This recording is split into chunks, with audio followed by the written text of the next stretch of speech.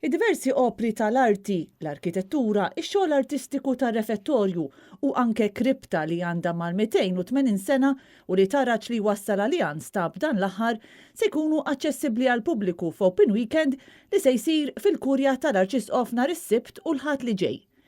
Dan l-Open Weekend, it-tieni wieħed tax-xorta tiegħu, se jagħti wkoll stampa aktar ċara lil dawk li attendu għalih tal-ħidma li ssir mill-Arċidjoċesi Maltija.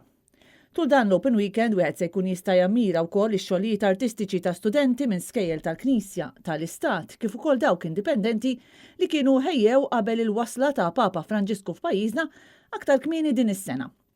Il-biċċiet tal-arti jirriflettu t-tema ta' żjara tal-Papa Fratelli Tutti, il-koll aħwa, u jirrappreżentaw il-ħidma ta' studenti minn 65 skola differenti. Dan apparti 4 wirjiet oħra, wirja b'dokumenti storiċi Maltin waqt il-pontifikat tal-Papa Piju XII, wirja dwar il-Beatu Nazju Falzon, 15 il-pittura tal-artist Malti Joseph Calleja, kif ukoll diversi oġġetti u filmati marbuta ma' 4 żjarat f'Malta mill-Papit fis-snin li għaddew.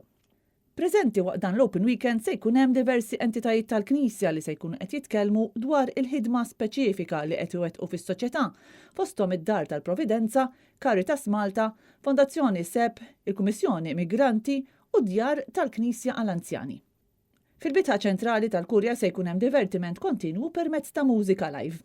Il-Kurja tal-Arċisqof se tkun miftuħa għal pubbliku s-Sibt 23 ta' Lulju bejn il-5 ta' waronofsinhar u l-10 ta' filgħaxija u l-Ħadd 24 ta' Lulju mit-8 ta' filgħodu san-nofsija u bejn il-5 ta' waronofsinhar u 8 ta' filgħaxija. Id-dħul huwa b'xejn iżda donazzjonijiet bris The Archbishop's Charity Fund huma apprezzati.